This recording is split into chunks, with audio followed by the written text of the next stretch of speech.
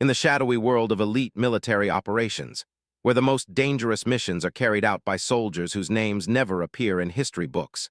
Identity is everything. What happens when a decorated warrior, trained in the most classified combat techniques known to the military, finds herself undercover in a place where her true skills must remain hidden? This is the story of Lieutenant Sarah Chen, a woman who spent 5 years in the most secretive unit of the Navy SEALs, where she learned to kill silently, survive impossible odds, and protect national secrets that could change the course of wars. But when a routine assignment places her in a regular Marine base under a false identity, she must hide her lethal abilities behind the mask of an ordinary communications officer. What she didn't expect was Sergeant Marcus Bull Rodriguez, a man whose anger issues and history of violence toward female soldiers had been covered up by his commanding officers. When Bull decided to target the quiet new communications officer, he had no idea he was about to awaken a force that had taken down terrorist cells and eliminated high-value targets across 3 continents. Sometimes the most dangerous people are the ones who look the most ordinary. Sometimes justice comes from the most unexpected places. And sometimes, when a bully finally meets his match, the consequences are far more severe than anyone could have imagined. This is the true story of what happened when institutional corruption met individual justice, when hidden strength confronted open aggression, and when one woman's secret past became the key to ending a cycle of abuse that had destroyed too many careers and lives. Lieutenant Sarah Chen adjusted the collar of her Marine utility uniform and checked her reflection in the small mirror of her temporary quarters at Camp Pendleton. The unfamiliar eagle, globe, and anchor insignia felt foreign against her chest. For the past 8 weeks, she had been living a lie, and every morning brought the same internal struggle of remembering who she was supposed to be versus who she really was. The woman staring back at her in the mirror appeared unremarkable. Average height, lean build, dark hair pulled back in regulation style. Her personnel file listed her as Communications Specialist Sarah Chen, recently transferred from a desk job at Marine Corps Base Quantico. 26 years old, no combat experience, specializing in radio operations and data management. It was a perfectly crafted fiction that would fool anyone who didn't know what to look for. But the truth was far different. The real Sarah Chen was Lieutenant Sarah Chen of Naval Special Warfare Development Group, better known by its former designation as SEAL Team 6. She was one of only 12 women who had ever completed the classified advanced combat training program that didn't officially exist. Her real service record included 3 deployments to Afghanistan, 2 to Iraq, and numerous black operations across Eastern Europe and Southeast Asia that would remain classified for the next 50 years. She had killed 19 people in the line of duty. She spoke 4 languages fluently and could field strip an AK-47 blindfolded in under 30 seconds. She had survived torture training that broke men twice her size and had successfully extracted high-value targets from hostile territory on 7 separate occasions. She was the kind of warrior that military legends were built around, except her name would never appear in any legend because her work was too sensitive for public acknowledgement. But today she was just Communications Specialist Chen, and she had a job to do. The assignment had come directly from Naval Intelligence 6 months earlier. There had been reports of serious misconduct at various Marine installations, specifically targeting female personnel. The complaints ranged from sexual harassment to physical assault, but they all shared a common thread. They were being systematically covered up by commanding officers who prioritized unit cohesion over justice. Traditional investigations had failed because the perpetrators were being protected by their chain of command, and victims were being pressured to withdraw their complaints or accept transfers to different bases. The Navy needed someone on the inside, someone who could gather evidence without arousing suspicion, someone who could blend in as a potential victim while actually being anything but vulnerable. Sarah's psychology profile and combat experience made her the perfect candidate. She could endure harassment without breaking, document everything methodically, and if things escalated beyond what she could handle through official channels, she had the skills to protect herself and others. The briefing had been thorough. Camp Pendleton's 3rd Battalion had the highest rate of female personnel transfers in the entire Marine Corps, with an unusually high number of women requesting emergency reassignments or early discharge. The pattern suggested systematic abuse, but no formal complaints had ever been filed. The women simply disappeared from the unit, their careers effectively over, while the men responsible continued their service without consequence. Sarah's cover story was designed to make her an attractive target. A quiet, inexperienced communications specialist from a desk job would appear vulnerable to anyone looking for a victim. Her orders were to integrate into the unit, document any misconduct she observed or experienced, and build a case that could be prosecuted through military courts. It was an assignment that could take months or even years to complete, requiring patience and careful observation. What she hadn't expected was how quickly she would be tested. Sergeant Marcus Rodriguez had noticed her within hours of her arrival. Known throughout the battalion by his nickname, Bull, Rodriguez was exactly the kind of man her briefing officers had warned her about. 6 feet tall and heavily muscled, with a shaved head and arms covered in tattoos, he projected an aura of barely controlled aggression that made junior personnel nervous and female Marines actively avoid him. Rodriguez had been in the Marines for 8 years and had developed a reputation as someone who got results.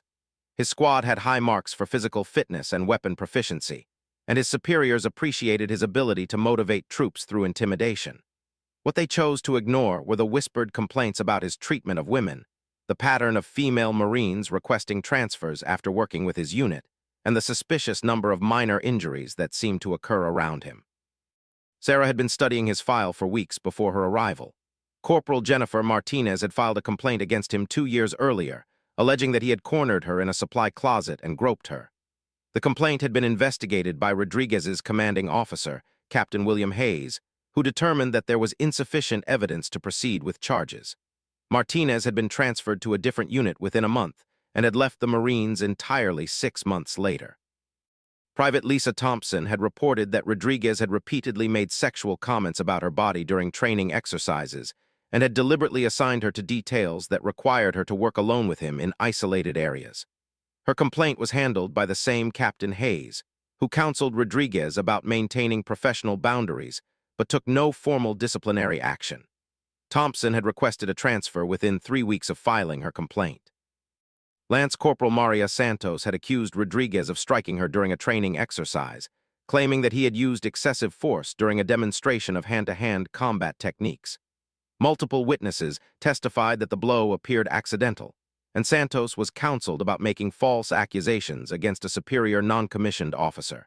She had been administratively separated from the Marines for failure to adapt to military life 2 months later. The pattern was clear, and Sarah understood that she was walking into a carefully constructed system designed to protect Rodriguez and silence his victims. But unlike the women who had come before her, she was not actually vulnerable. She was a weapon disguised as a target, and she was very good at her job. Her first encounter with Rodriguez had occurred during her initial processing. She had been standing in line at the administration building, waiting to complete her paperwork, when she felt someone staring at her.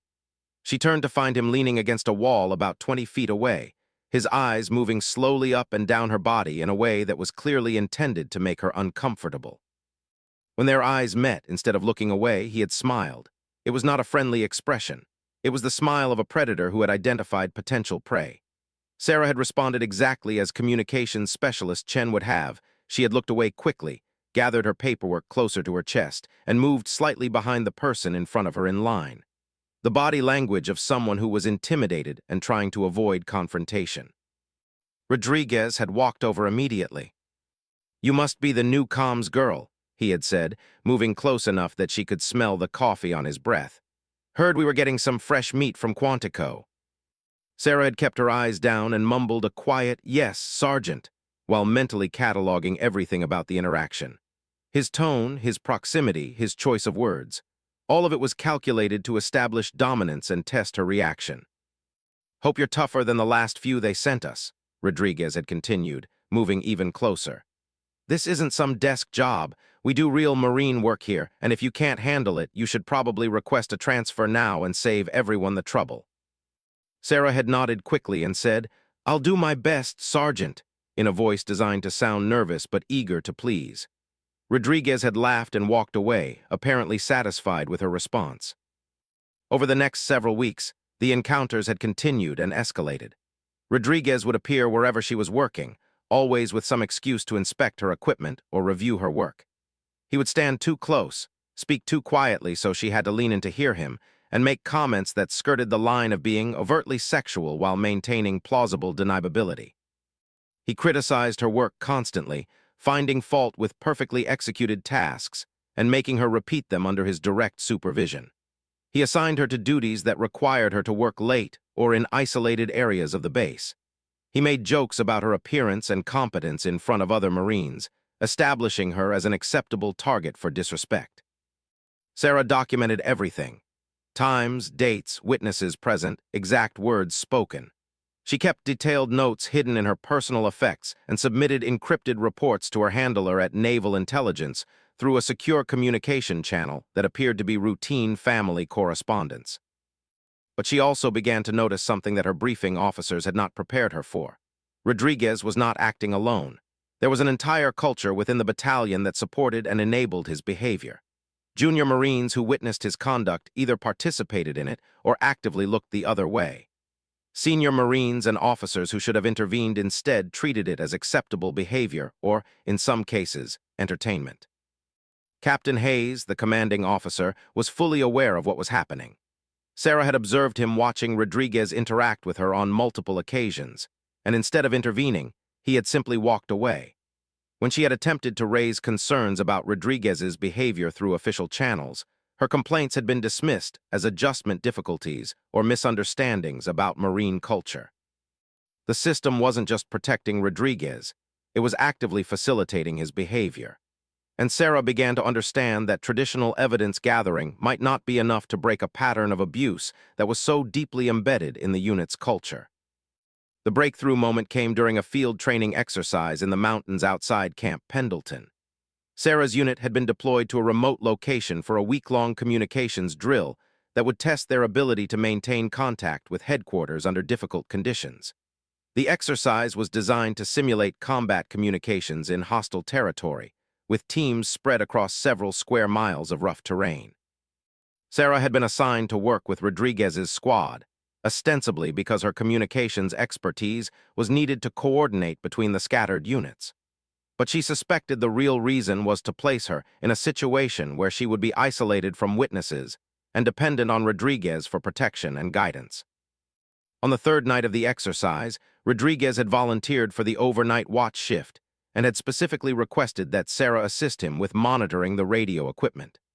The rest of the squad was sleeping in tents scattered around the base camp, leaving them effectively alone in the communications shelter.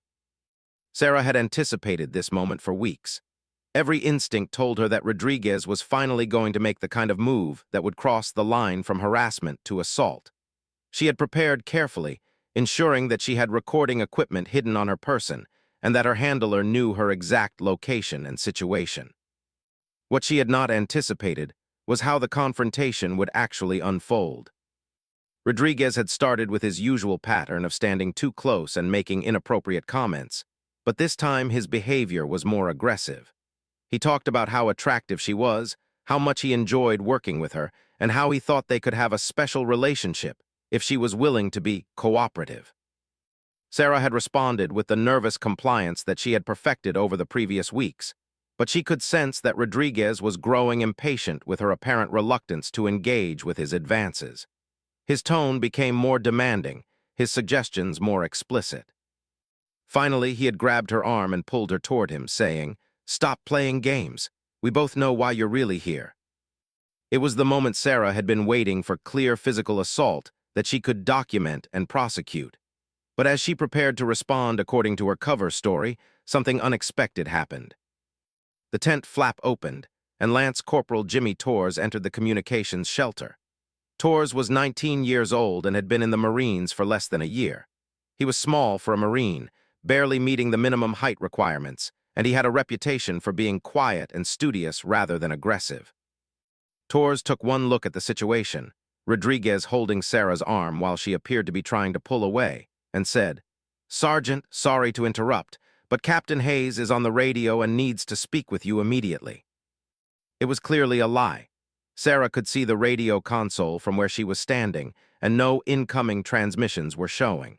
Torres was creating an excuse to interrupt what he perceived as an assault in progress.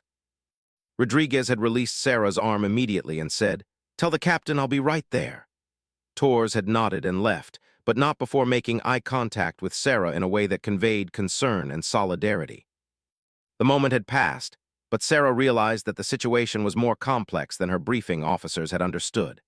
There were Marines in the unit who disapproved of Rodriguez's behavior, but who felt powerless to intervene through official channels. Torres had just taken a significant risk to protect her, and she began to understand that building a case against Rodriguez might require building alliances with potential witnesses who were currently too afraid to speak up. Over the remaining days of the exercise, Sarah began to pay more attention to the other Marines in the unit. She noticed that Torres was not the only one who seemed uncomfortable with Rodriguez's behavior. There were subtle signs of dissent and disapproval among the junior enlisted personnel, but they were careful not to express their concerns where they might be overheard by senior staff. The culture of silence was maintained through fear rather than genuine support for Rodriguez. Junior Marines who spoke out risked retaliation not just from Rodriguez himself, but from the leadership structure that protected him. The system was designed to isolate victims and potential witnesses, making it nearly impossible for anyone to challenge the established pattern of abuse. Sarah began to develop a new strategy. Instead of simply documenting Rodriguez's behavior for eventual prosecution, she would work to build a network of witnesses who could corroborate her testimony and potentially reveal additional victims who had been too afraid to come forward previously. But she also began to realize that her cover story might not be sufficient to complete the mission. Communications specialist Chen could document harassment and file complaints, but she lacked the credibility and authority to challenge the institutional protection that Rodriguez enjoyed. Sarah began to consider whether she might need to reveal more of her true capabilities than her original orders allowed. The mission was important enough that her superiors might authorize her to break cover if necessary, but doing so would end her ability to gather intelligence covertly and might compromise other ongoing operations. As the field exercise concluded and the unit returned to Camp Pendleton, Sarah found herself facing a decision that would define the rest of the mission. She could continue to play the role of vulnerable communications specialist and hope that she could build a strong enough case through traditional methods, or she could begin to reveal the warrior underneath the disguise and take more direct action to protect potential victims and expose the corruption that protected their abuser. The choice would determine not only the success of her mission, but the safety of every woman who would serve in the unit after her. And as she prepared her next report to naval intelligence, Sarah Chen began to understand that sometimes the most effective weapon against institutional injustice was not patience and documentation, but the willingness to fight back when fighting back seemed impossible. The real test was about to begin. 2 weeks after returning from the field exercise, Sarah Chen found herself walking an increasingly dangerous tightrope. Her reports to naval intelligence had grown more detailed and damning with each submission, but her handlers' responses indicated growing concern about the timeline for resolution. The evidence she was gathering was substantial, but building a prosecutable case through official channels was proving more difficult than anticipated. Rodriguez had become bolder since the incident in the communications shelter, apparently interpreting Torres' interruption as evidence that his behavior was being noticed, but not officially challenged. If anything, the near miss seemed to have increased his confidence rather than making him more cautious. Sarah had documented 14 separate incidents of harassment, inappropriate touching, and verbal assault over the past month. She had recorded 7 conversations in which Rodriguez made explicitly sexual comments about her body and performance. She had photographed bruises on her arms from 2 occasions when he had grabbed her more forcefully than could be explained by normal military contact. But she had also discovered something more troubling. Rodriguez was not limiting his attention to her. Private Rachel Kim had arrived at Camp Pendleton 3 days after the field exercise ended. Kim was 18 years old, fresh out of basic training, assigned to the unit as a vehicle maintenance specialist. She was small, quiet, and obviously overwhelmed by her first assignment to an active duty unit. Sarah had watched Rodriguez notice Kim within hours of her arrival, and the familiar pattern had begun immediately. The starring, the unnecessary proximity, the criticism designed to undermine confidence and establish dominance. Kim had responded exactly as her training and instincts dictated. She had tried to be invisible, to avoid confrontation, to do her job well enough that she wouldn't attract negative attention. It was a strategy that never worked with predators like Rodriguez because the goal was never really about job performance. The goal was about power and control, and Kim's obvious vulnerability made her an attractive target. Sarah had found herself in an impossible position. Her mission required her to maintain her cover and gather evidence through official channels. But watching Rodriguez begin to systematically target another young woman, while she did nothing, violated every instinct she had developed as both a warrior and a protector. The crisis point came on a Thursday afternoon in late October. Sarah had been working in the communications center when she heard raised voices from the vehicle maintenance bay across the courtyard. She looked out the window and saw Rodriguez standing over Private Kim, who was crouched next to a Humvee with tools scattered around her feet. From her position, Sarah could not hear what was being said, but Rodriguez's body language was aggressive and intimidating. Kim appeared to be crying, and other Marines in the area were either pretending not to notice or actively walking away to avoid witnessing whatever was happening. Sarah made a decision that would later prove to be the turning point of her entire mission. She left her post without authorization and walked across the courtyard to the maintenance bay. "Sergeant Rodriguez," she called out as she approached, "Captain Hayes is looking for you in the communications center. He said it was urgent." It was the same lie that Torres had used weeks earlier, but Sarah delivered it with enough confidence that Rodriguez immediately looked toward the communications building. When he turned back to her, his expression was suspicious but uncertain. "What does he want?" Rodriguez asked. "He didn't say, Sergeant, just that it was urgent and you needed to report immediately." Rodriguez looked down at Kim, who was still crouched by the vehicle and clearly struggling not to cry, then back at Sarah. For a moment, she thought he might call her bluff and demand that she prove the captain was actually waiting for him. Instead, he said, "Tell him I'll be right there," and walked away. Sarah waited until Rodriguez was out of sight, then knelt down beside Kim. "Are you okay?" she asked quietly. Kim wiped her eyes and nodded quickly. "Yes, I'm fine, just having trouble with this repair." Sarah could see that Kim was lying. The tools around her feet were scattered randomly, not arranged for any specific repair task. There was a red mark on Kim's left wrist that looked like fingerprints, and Kim's hands were shaking too badly for her to effectively work with small parts. "What did he want you to do?" Sarah asked. Kim looked around nervously, checking to see if anyone else was within hearing distance. "He said I was doing the repair wrong and that I needed additional training. He wanted me to come to the supply shed after duty hours so he could show me the proper technique." Sarah felt her stomach tighten. The supply shed was in an isolated part of the base, rarely used after normal working hours. It was the perfect location for an assault, with multiple exit routes and no regular foot traffic. "Kim, listen to me carefully," Sarah said. "Do not go to that meeting. If Rodriguez asks why you didn't show up, tell him you forgot or that you had a family emergency. Make any excuse you need to make, but do not put yourself alone with him in an isolated area." Kim's eyes widened. "But he's a sergeant if I disobey a direct order." "It wasn't an order," Sarah said firmly. "It was a suggestion for additional training. There's a difference. And if he tries to make it an official order, tell him you want to request permission through your immediate supervisor first." Kim nodded slowly, but Sarah could see that she was terrified of the potential consequences of refusing Rodriguez's request. "Kim, has he done anything like this before?"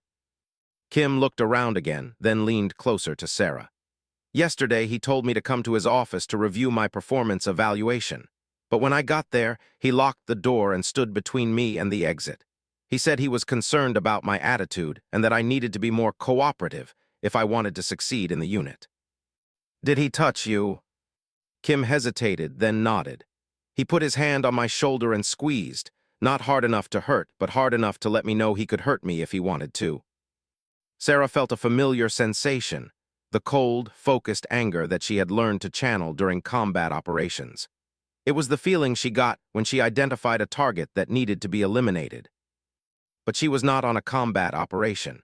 She was on an intelligence-gathering mission, and her rules of engagement were very different.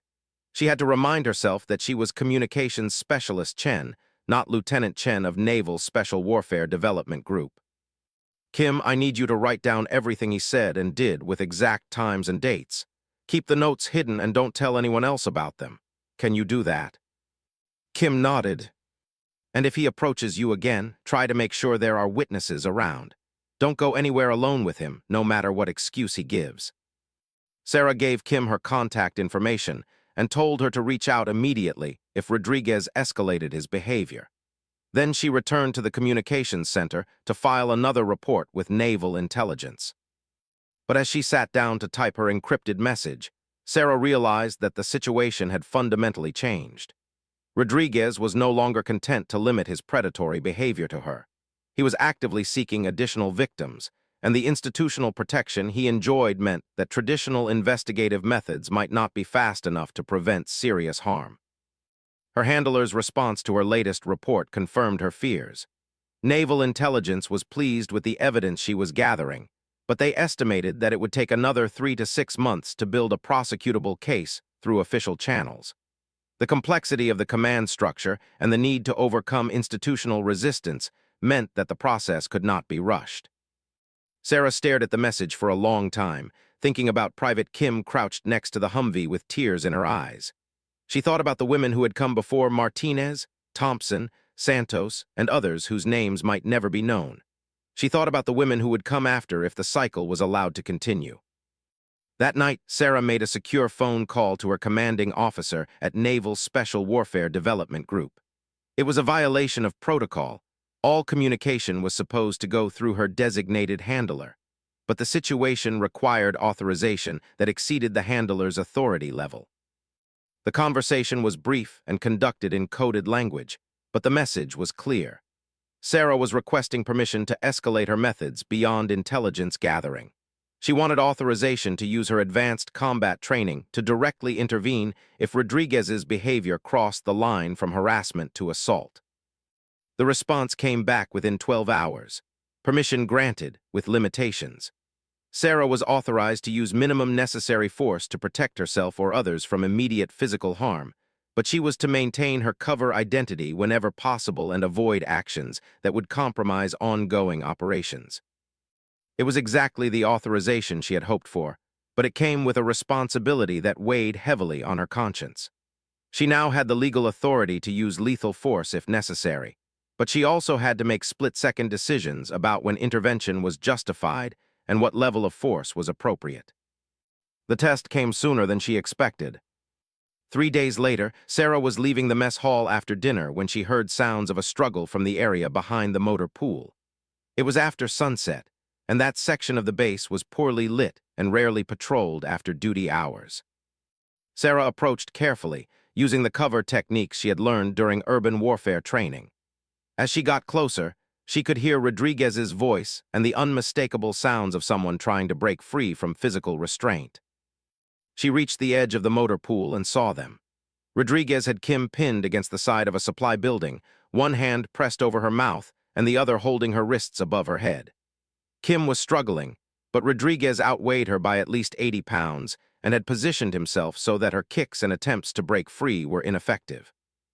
Sarah felt the familiar transformation that occurred when she shifted from intelligence operative to combat mode.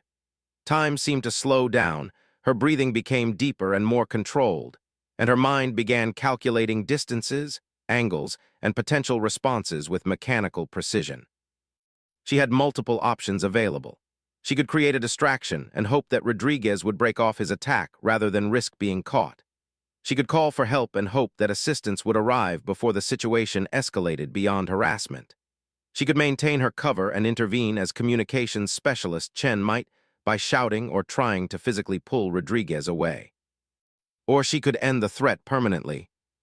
Sarah chose a middle path. She picked up a wrench from a nearby tool cart and threw it so that it struck the metal wall of the building about 3 feet from Rodriguez's head. The sound was loud enough to be heard across most of the base.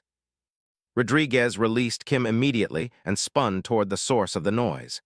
Sarah had already moved to a different position, using the vehicles and equipment for cover. "Who's there?" Rodriguez called out. Sarah waited 30 seconds, then stepped out from behind a Humvee as if she had just arrived.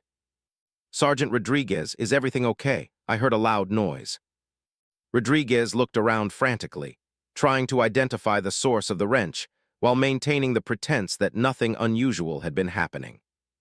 Kim took advantage of his distraction to put distance between them, moving towards Sarah and the open area of the motor pool where they would be visible to anyone else who might approach. "Everything's fine," Rodriguez said. "Private Kim was having some trouble with a repair, and I was providing additional instruction." Sarah could see that Kim's uniform was disheveled and that there were red marks on her wrists where Rodriguez had been holding her. But she also understood that Kim would not be willing to make an official complaint while Rodriguez was standing there, potentially within hearing distance. "Do you need any assistance with the repair?" Sarah asked. "No," Kim said quickly. "Actually, I think I should return to barracks and continue working on it tomorrow when I have better light."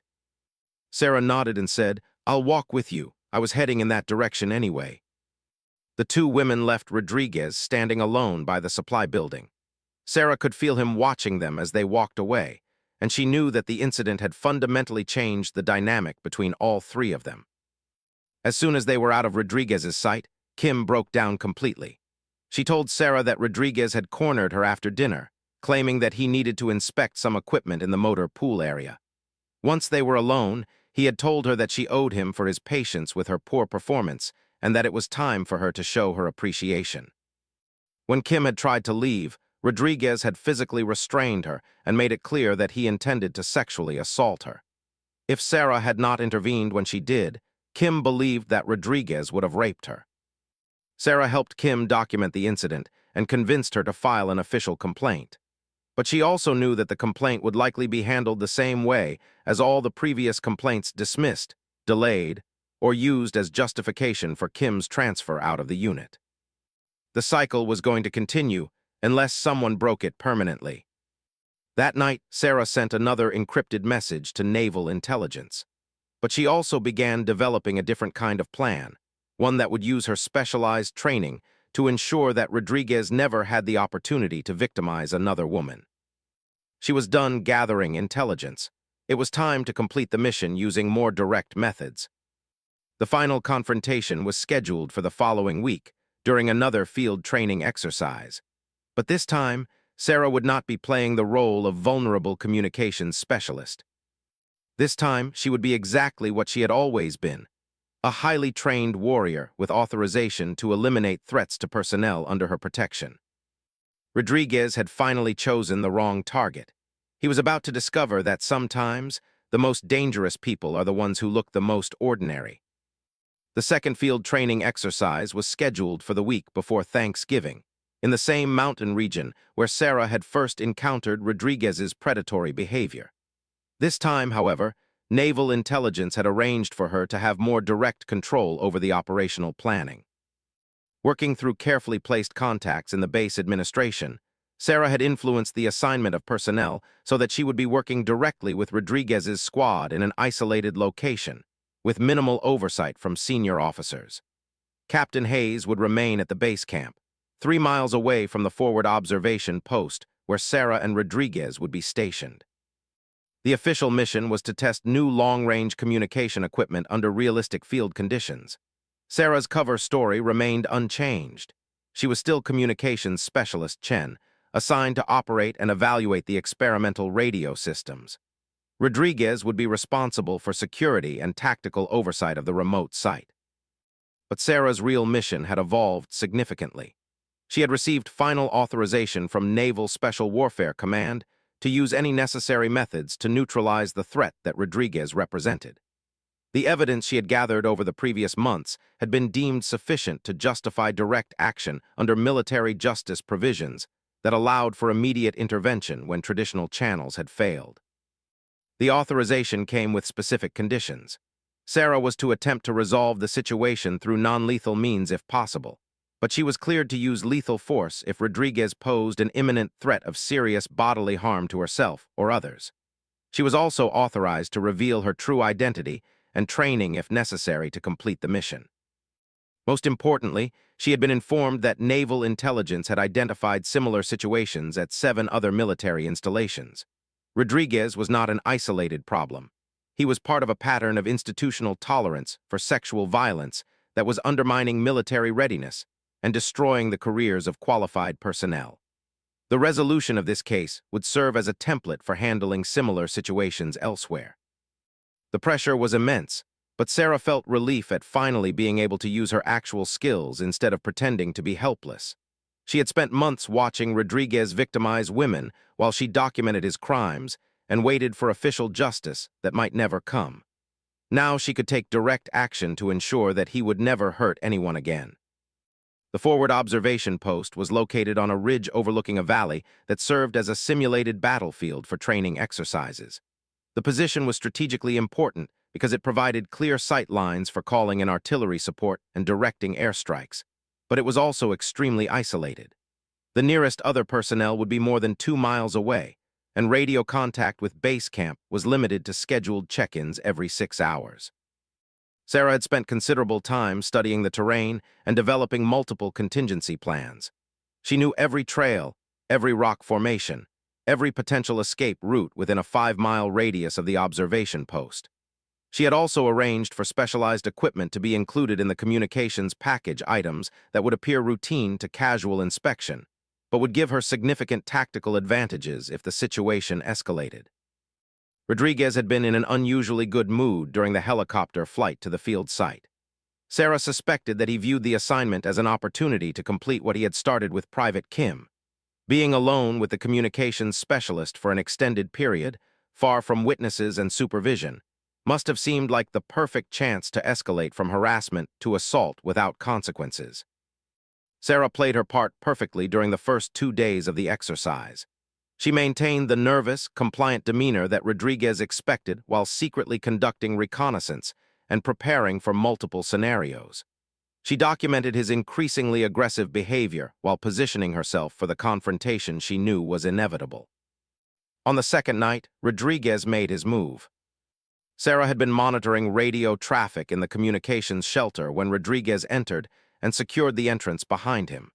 It was nearly midnight, and he was supposedly off duty, but he was fully dressed and alert in a way that suggested he had been planning this moment. "Chen," he said, moving closer to her position at the radio console, "I think it's time we had a serious conversation about your future in this unit."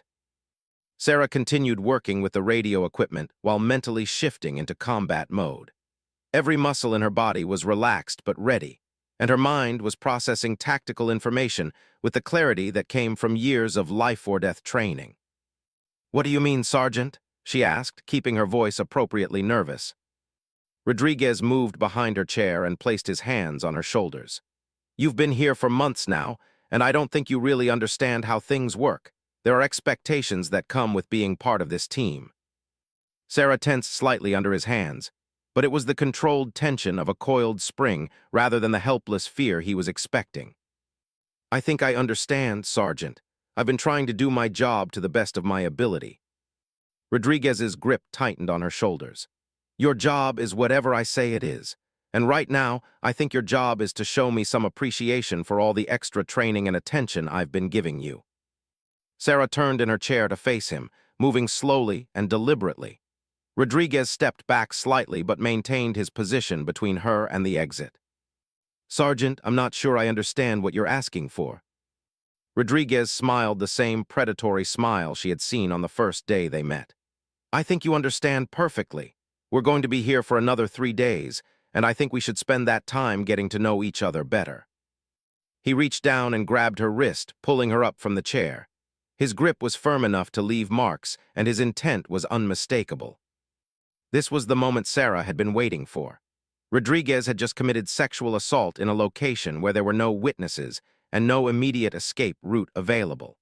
Under military law and her specific authorization, she was now cleared to use whatever force was necessary to neutralize the threat.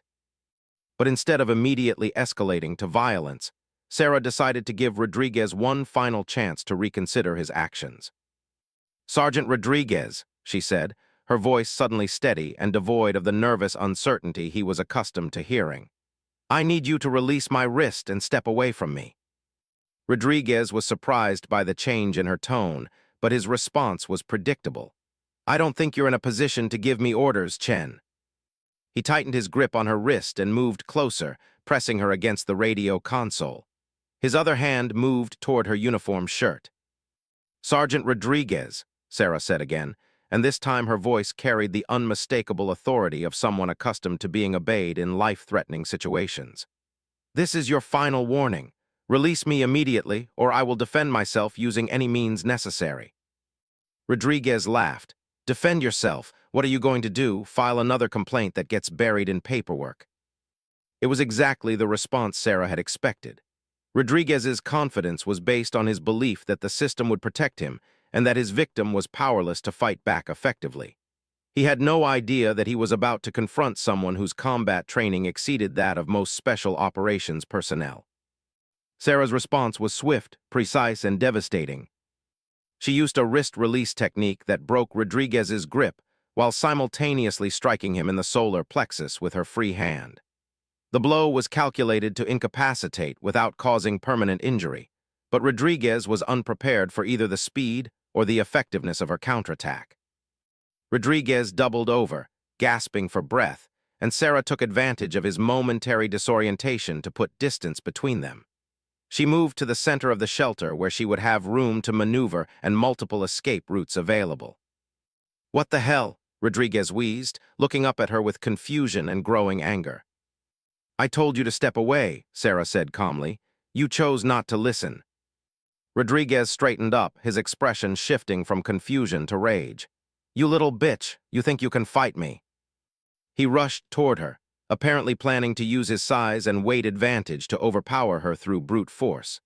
It was exactly the kind of predictable response that Sarah had been trained to exploit. Sarah waited until Rodriguez was committed to his charge, then sidestepped and used his own momentum to redirect him into the radio console. The impact was loud enough to be heard outside the shelter, and Rodriguez struck his head hard enough to stagger him. But instead of being discouraged, the physical confrontation seemed to enrage Rodriguez further. He turned toward Sarah with an expression of pure hatred and said, "I'm going to kill you for that."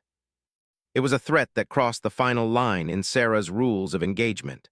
Rodriguez had escalated from sexual assault to attempted murder, and she was now authorized to use lethal force in response. But Sarah was not interested in killing Rodriguez.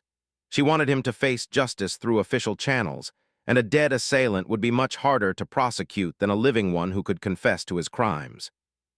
Rodriguez charged again, this time more carefully and with better balance. But his training was limited to basic Marine Corps hand-to-hand combat, while Sarah had been trained in advanced techniques by some of the most elite fighting instructors in the world. The fight that followed was brief and completely one-sided. Sarah used a combination of joint locks, pressure points, and leverage techniques to systematically disable Rodriguez's ability to fight back. She broke his left wrist with a technique that was painful but would heal properly with medical treatment. She dislocated his right shoulder in a way that would require surgery but would not cause permanent disability. She applied pressure to nerve clusters that caused temporary paralysis in his legs. Within 3 minutes, Rodriguez was lying on the floor of the communications shelter, conscious but completely unable to continue fighting. His breathing was labored, his face was pale from shock, and he was making whimpering sounds that indicated he was in considerable pain. Sarah knelt beside him and spoke in a voice that was calm, professional, and utterly terrifying in its complete lack of emotion. "Sergeant Rodriguez, my name is Lieutenant Sarah Chen, Naval Special Warfare Development Group. I am a qualified special operations officer, and I have been conducting an undercover investigation into your pattern of sexual assault and harassment of female personnel." Rodriguez's eyes widened as he tried to process what he was hearing. "Over the past 4 months, I have documented 14 separate incidents of harassment, sexual assault, and abuse of authority involving you and multiple victims. I have recordings, photographs, and witness statements that will be used to prosecute you under the Uniform Code of Military Justice." Sarah paused to let the information sink in, watching Rodriguez's expression change from pain and anger to fear and disbelief. "Tonight's assault has been recorded by concealed audio and video equipment placed throughout this shelter. Your threats and actions will serve as additional evidence of your pattern of predatory behavior." Rodriguez tried to speak, but the combination of his injuries and shock made it difficult for him to form coherent words. "You have 2 choices," Sarah continued. You can cooperate fully with the military justice system, confess to your crimes, and accept responsibility for the harm you have caused to multiple women. If you do this, I will recommend that you receive medical treatment for your injuries and that you be prosecuted through normal court-martial proceedings. Sarah leaned closer, and her voice became even more intense. Or you can continue to deny responsibility and attempt to obstruct justice. If you choose this path, I will ensure that every detail of your crimes becomes public record. I will personally testify about your methods and motivations. I will make certain that every woman you have victimized has the opportunity to confront you in court. And I will use my authority as a special operations officer to ensure that you face the maximum penalties available under military law. Rodriguez managed to whisper, "You can't do this, I have rights." Sarah smiled, but it was not a pleasant expression. "You're absolutely right. You have the right to remain silent, the right to legal representation, and the right to a fair trial. You also have the right to medical treatment for your injuries, which I will arrange as soon as you acknowledge your understanding of the situation." She stood up and activated her emergency communicator, sending a signal that would bring helicopter support to their position within an hour. "But what you do not have," Sarah continued, "is the right to continue victimizing women with impunity. That ended tonight permanently." The helicopter arrived exactly when Sarah expected it, carrying a medical team and military police officers who had been briefed on the situation. Rodriguez was evacuated for emergency medical treatment, and Sarah returned to base camp to begin the formal legal proceedings that would destroy his career and send him to military prison. Over the following weeks, the investigation expanded rapidly. Armed with Sarah's evidence and Rodriguez's eventual confession, military prosecutors were able to identify 7 additional victims who had been too afraid to come forward previously. The systematic cover-up involving Captain Hayes and other officers was exposed, leading to courts-martial for multiple personnel who had participated in or enabled Rodriguez's crimes. Private Kim testified courageously about her experiences, and her statement became a key piece of evidence in demonstrating the pattern of predatory behavior that Rodriguez had established. Lance Corporal Torres and other junior Marines who had witnessed harassment but felt powerless to intervene came forward with additional testimony that corroborated the larger pattern of institutional dysfunction. Rodriguez was sentenced to 25 years in military prison after pleading guilty to multiple counts of sexual assault, harassment, and abuse of authority. Captain Hayes received a court-martial for dereliction of duty and conduct unbecoming an officer, resulting in dismissal from service and loss of pension benefits. Several other officers and senior NCOs faced disciplinary action for their roles in covering up reports of misconduct. The case became a landmark prosecution that led to significant changes in military policies regarding sexual assault reporting and investigation. Sarah's methods were studied and adopted as a template for addressing institutional protection of predators in other units and services. But for Sarah personally, the most meaningful moment came 3 months after Rodriguez's conviction, when she received a letter from Private Kim. Kim had not only remained in the Marines, but had excelled in her duties and received promotion ahead of schedule. She was planning to apply for specialized training that would advance her career significantly. The letter thanked Sarah for her courage and intervention, but it also contained a line that stayed with Sarah long after the official case was closed. "You showed me that it's possible to fight back, even when the system seems designed to protect the people who hurt us. Thank you for proving that there are still people willing to stand up for what's right, even when it's dangerous." Sarah Chen returned to her regular duties with Naval Special Warfare Development Group, but she carried with her the knowledge that her specialized skills could be used for more than just traditional combat missions. Sometimes the most important battles were fought not against foreign enemies, but against the predators who wore the same uniform and exploited the trust and authority that service was supposed to represent. Rodriguez learned, too late, that appearances could be deceiving. The quiet communications specialist he had selected as an easy victim turned out to be one of the most dangerous warriors in the entire military. His mistake had been assuming that vulnerability was the same as helplessness, and that the absence of visible strength meant the absence of actual power. In the end, justice was served not through paperwork and bureaucratic processes, but through the direct intervention of someone who possessed both the skills and the authorization to ensure that predators faced consequences for their actions. Sarah had proven that sometimes, when institutional systems fail to protect the innocent, individual warriors must step forward to complete the mission that regulations and procedures cannot accomplish. The message was clear to anyone else who might consider following Rodriguez's example. The military would no longer tolerate sexual predators, and those who chose to victimize their fellow service members would face opponents who were trained, authorized, and fully capable of ensuring that justice was not only served, but served with precision, efficiency, and finality. Sometimes the most dangerous enemies are the ones who hide behind authority and institutional protection. But sometimes, the most effective justice comes from warriors who look ordinary until the moment they choose to reveal their true capabilities. Rodriguez had learned this lesson far too late to avoid the consequences of his choices. But others who might consider similar actions now had fair warning. The next quiet, unassuming service member they decided to target might turn out to be exactly the wrong person to choose as a victim. The mission was complete, and Sarah Chen had proven once again that the most important victories are sometimes achieved not through overwhelming force, but through patience, preparation, and the willingness to act decisively when action becomes necessary.